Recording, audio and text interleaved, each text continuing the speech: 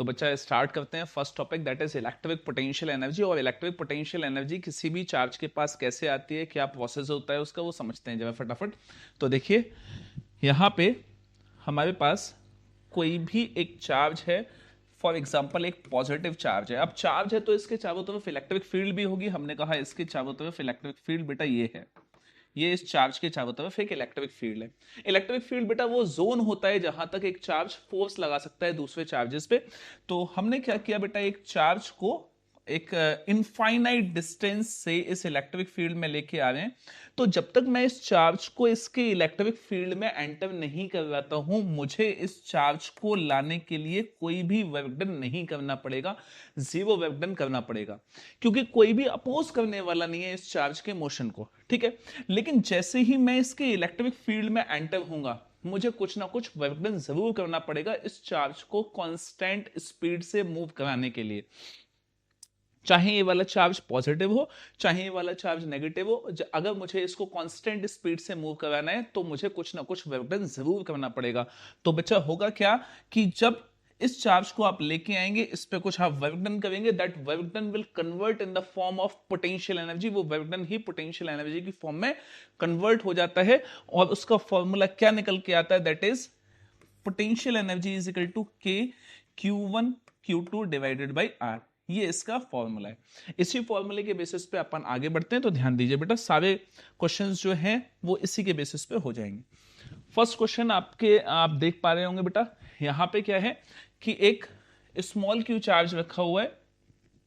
हालांकि ये क्वेश्चन गलत है, कैपिटल क्यू चार्ज, अच्छा चलो यहां पे कैपिटल क्यू चार्ज मान लेते हैं।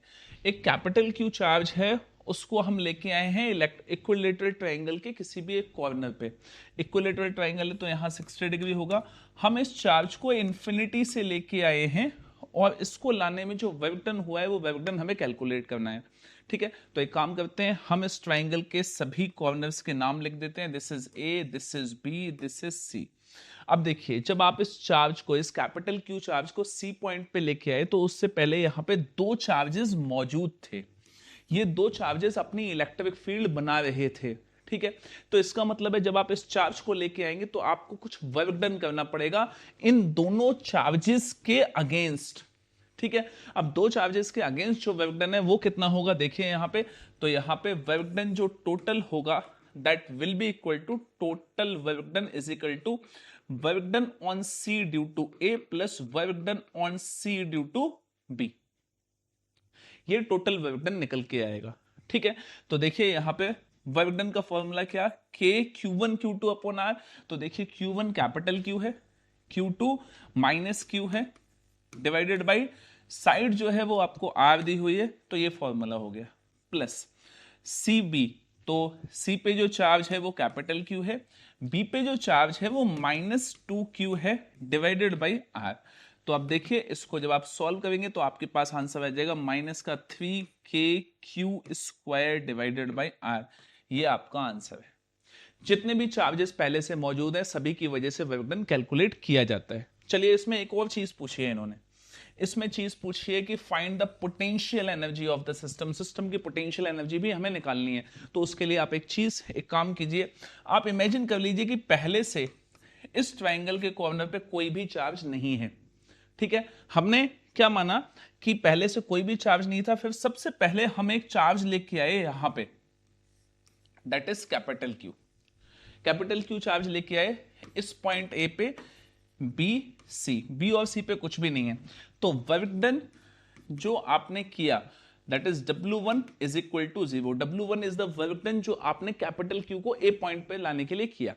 क्योंकि पहले से कोई भी चार्ज नहीं था तो इलेक्ट्रिक फील्ड कोई थी नहीं, तो इलेक्ट्रिक फील्ड कोई नहीं थी तो वर्क डन भी 0 हो गया। फिर नेक्स्ट आप माइनस क्यू चार्ज को बी पॉइंट पे लेके आए। माइनस क्यू चार्ज को बच्चा अगर बी पॉइंट पे आप लेके आए तो उस टाइम पे पहले से कौन सा चार्ज मौजूद था, that is capital Q charge. तो अब जो बी पॉइंट पे माइनस क्यू चार्ज है, दैट इज वर्क डन 2, तो वो कितना हो जाएगा, K capital Q minus Q divided by R. जितने चार्जेस मौजूद हैं उसकी वजह से वर्क डन बढ़ता चला जाएगा। चलिए अब हमने क्या किया, लास्ट में हम -2Q चार्ज को यहां पे लेके आए। पहले से कितने चार्जेस मौजूद हैं जल्दी बताइए, कैपिटल क्यू और माइनस क्यू, इसका मतलब वर्क डन इन दोनों की वजह से होगा। तो वर्क डन जो 3 है वो इन दोनों की वजह से होगा। पहले इसकी वजह से लिख लेता हूं, फॉर्मूला वही K capital Q minus 2Q divided by R plus formula K capital Q नहीं minus Q minus 2Q by R। और आपको जो टोटल वर्क डन निकालना है उसमें आप W1, W2 और W3 को ऐड कर दीजिए, आपके पास टोटल वर्क डन निकल आएगा। सबको ऐड करके आप आंसर निकाल सकते हैं। चलिए स्टार्ट करते हैं बेटा नेक्स्ट वन, नेक्स्ट क्वेश्चन। चलिए बच्चा, find the work done in moving small q charge at the square of side small r। एक आपको स्क्वायर दिया हुआ है, उसकी साइड स्मॉल r है, आपको वर्क डन कैलकुलेट करना है। यहां पे एक चार्ज बच्चा गिवन है -2q, यहां पे -q चार्ज गिवन है, ठीक है। आपको टोटल वर्क डन कैलकुलेट करना है। जब हम सेंटर पे एक चार्ज को लेके आएंगे, तो सेंटर पे मतलब कि यहां चार्ज लेके आए, कौन सा small q charge for example लेके आ गए। अब देखिए यहां पे आप इनफाइनाइट डिस्टेंस से चार्ज लेके आए हैं। ये क्वेश्चन थोड़ा सा इनकम्प्लीट है। आपको जब भी बोर्ड में क्वेश्चन दिया जाएगा, आपको बताया जाएगा कि चार्ज कहां से लेके आया जा रहा है। तो इन्फिनिटी से चार्ज लेके आएंगे, अक्सर केसेस में यही होता है। तो अब ये चार्ज यहां पे है, तो यहां पे लाने में वर्क डन कितना होगा। तो देखिए इससे पहले 4 चार्जेस मौजूद हैं। ये जो चारों चार्जेस हैं ये कितने डिस्टेंस पे है इस पे, क्योंकि सेंटर पे है तो इक्वल डिस्टेंस है, ठीक है। इक्वल डिस्टेंस है, वो डिस्टेंस है कितना, सेंटर से कॉर्नर तक का डिस्टेंस होता है बेटा r/√2, ठीक है। तो चारों की वजह से आपको वर्क डन कैलकुलेट करना है, ठीक है। तो देखिए यहां पे आपके पास क्या आ गया, total work done is equal to, पहले इसकी वजह से कैलकुलेट करते हैं, ठीक है। फॉर्मूला याद रखिएगा, K minus Q small q divided by r/√2, ठीक है, प्लस इसकी वजह से K minus Q small q divided by r/√2 plus अब इसकी वजह से K capital Q small q divided by r/√2 plus K minus 2Q small q divided by r/√2। इन सभी को सॉल्व कर लेंगे, आपके पास आंसर आ जाएगा। बच्चे कई बार ये क्वेश्चन करते हैं कि सर आप फर्स्ट चैप्टर में जब क्वेश्चन सॉल्व कर रहे थे तो आपने किसी भी क्वेश्चन में आपने साइन नहीं लिया था, बट आप यहां पे हर क्वेश्चन में साइन ले रहे हैं फॉर्मूला लगाते टाइम, ठीक है।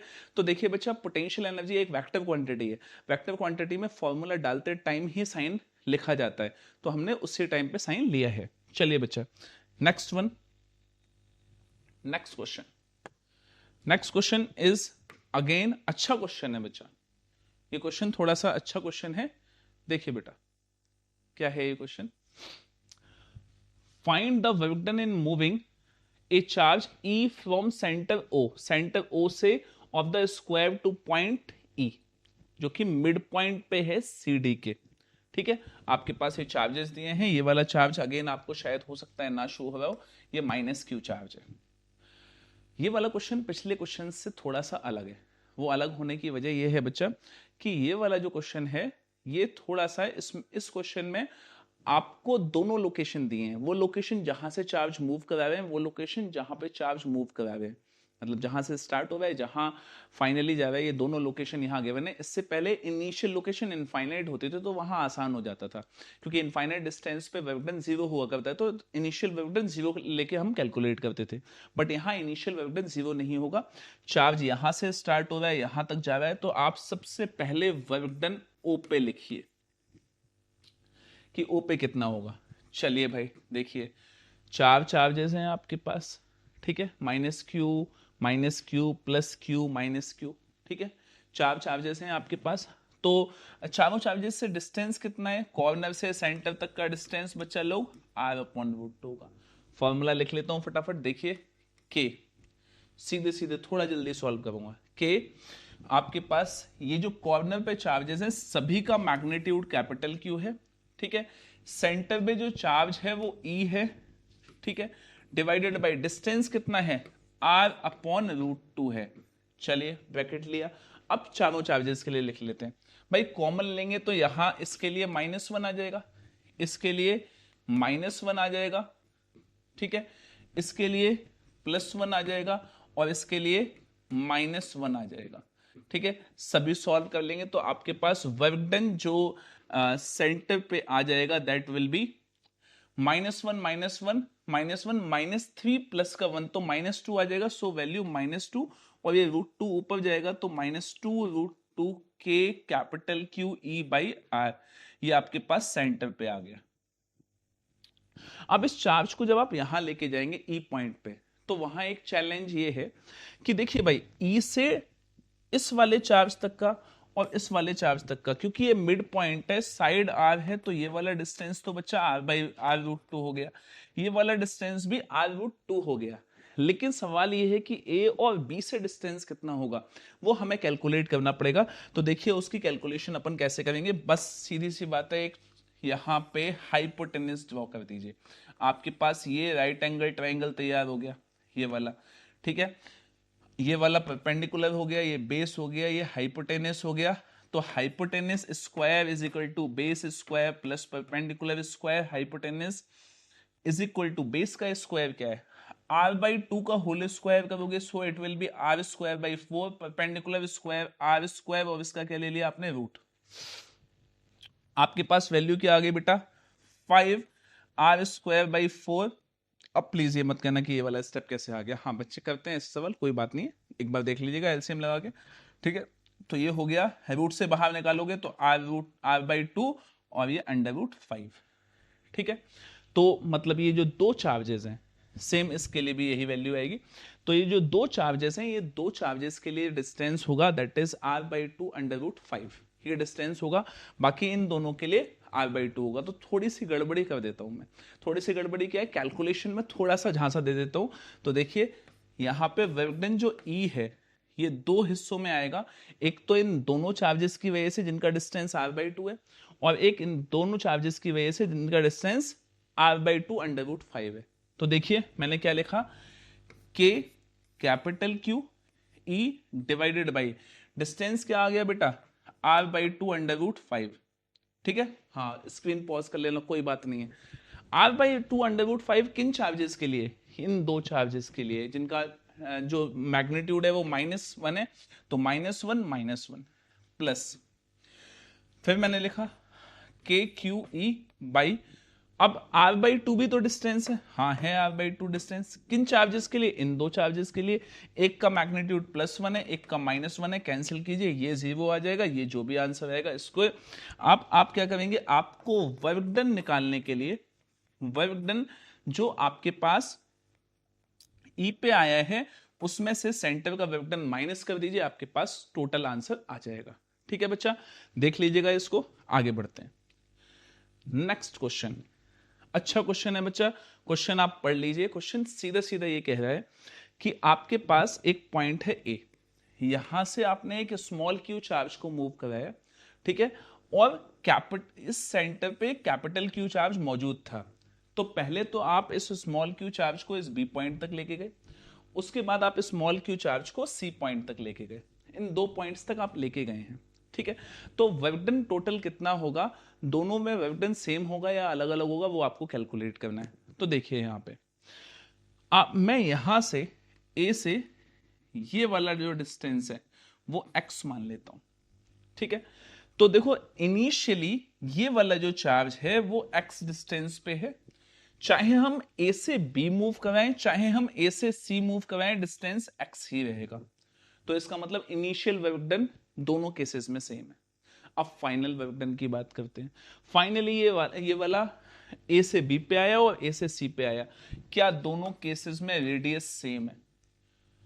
भाई हम ये नहीं देखेंगे कि पाथ कौन सा है, electrostatic force is a conservative force, वहां पे पाथ नहीं देखा जाता, वहां ये देखा जाता है कि फाइनल और इनिशियल पॉइंट्स कौन से हैं। तो बच्चा इनिशियल पॉइंट भी सेम है और फाइनल पॉइंट भी सेम है। कुछ बच्चों ने तो सिर पकड़ लिया होगा कि फाइनल पॉइंट सेम कैसे, भैया फाइनल पॉइंट की लोकेशन मत देखो, ये देखो कि उस चार्ज से फाइनल पॉइंट का डिस्टेंस कितना है। तो यहां से भी डिस्टेंस स्मॉल आर है, यहां से भी डिस्टेंस स्मॉल आर है, इसका मतलब क्या है कि फाइनल पॉइंट भी दोनों का सेम डिस्टेंस पे है, सेम डिस्टेंस पे है तो पोटेंशियल जो बी पे है, पोटेंशियल जो सी पे है वो भी सेम आएगा। तो वर्क डन जो है वो आपका ए और बी और ए और सी इक्वल है, which is not equal to zero, zero भी के इक्वल भी नहीं है, वो जीरो से ज्यादा है। ठीक है बच्चा, चलिए आगे बढ़ते हैं। Next one, calculate the work done in moving A charge. बहुत फेमस क्वेश्चन है, सीबीएसई ने शायद 2023 के एग्जामिनेशन में इसको अपने सैंपल पेपर में डाला था, उसके बाद इसको सीबीएसई ने दिया नहीं है एग्जामिनेशन में अभी तक। आ सकता है, अच्छा क्वेश्चन है। एक बात और, सीबीएसई कभी भी अपने प्रीवियस ईयर के क्वेश्चंस को, न्यूमेरिकल्स को रिपीट नहीं करता है। आप उठा के देखिए, ठीक है, बच्चा फिजिक्स में पीवाईक्यू पीवाईक्यू पीवाईक्यू पढ़ता रहता है, लेकिन जरा खोल के देखिए पिछले सालों के पेपर्स, क्या कोई भी न्यूमेरिकल मैच करता है? फिजिक्स के केस में नहीं मैच करता। सीबीएसई कभी भी न्यूमेरिकल्स या कंसेप्चुअल क्वेश्चंस रिपीट नहीं करता है। वो रिपीट क्या करता है? वो डेरिवेशंस रिपीट कर देता है, वो वैसे थ्योरेटिकल क्वेश्चंस रिपीट कर देता है, न्यूमेरिकल्स रिपीट नहीं करता है। ठीक है, तो ये न्यूमेरिकल क्वेश्चन पेपर से नहीं है, सैंपल पेपर से है। तो स्टार्ट करते हैं। क्या है क्वेश्चन, आप पढ़ लीजिएगा, मैं आपको एक्सप्लेन कर देता हूं। एक्सप्लेनेशन ये है कि एक कैपिटल क्यू चार्ज है बच्चा, वो capital Q charge C point पे है और इस चार्ज को हमें सी पॉइंट से उठा के डी पॉइंट पे लेके जाना है सर्कुलर पाथ फॉलो करते हुए। ठीक है, अच्छी बात है, करेंगे सर्कुलर पाथ, क्वेश्चन दिया है तो। ठीक है, और क्यों होगा वर्क डन कोई भी इस पे? भाई आप ले जाओ सी से डी, अगर यहाँ पे पहले से कोई चार्ज मौजूद नहीं है तो वर्क डन हो ही नहीं सकता। तो चार्ज यहाँ पे कौन से मौजूद है? एक तो प्लस क्यू चार्ज ये मौजूद है और एक माइनस क्यू चार्ज मौजूद ये है। तो पहले तो work done minus Q charge से निकालेंगे। ठीक है, मैंने आपको अभी अभी बताया कि इलेक्ट्रोस्टैटिक फील्ड जो है वो कंजर्वेटिव फोर्स होती है, वो पॉइंट्स, वो इनिशियल और फाइनल पॉइंट्स पे डिपेंड करती है, चार्ज पाथ पे डिपेंड नहीं करती। तो इस पॉइंट का, इस चार्ज को हम सी से डी पे लेके जा रहे हैं, तो फाइनल लोकेशन क्या है इसकी? डी पे। तो वर्क डन इसका हम पहले डी पे निकालेंगे और माइनस वर्क डन हम सी पे निकालेंगे। तो डी पे देखिए, मैंने यहां पे लिखा फॉर्मूला वर्क डन का वही है, के Q1 Q2 अपॉन R। तो मैंने लिखा के Q1 क्या है? Q1 जो है बेटा वो कैपिटल क्यू चार्ज है, Q2 क्या है? माइनस क्यू चार्ज है, minus Q charge divided by distance, D तक का डिस्टेंस यहां से।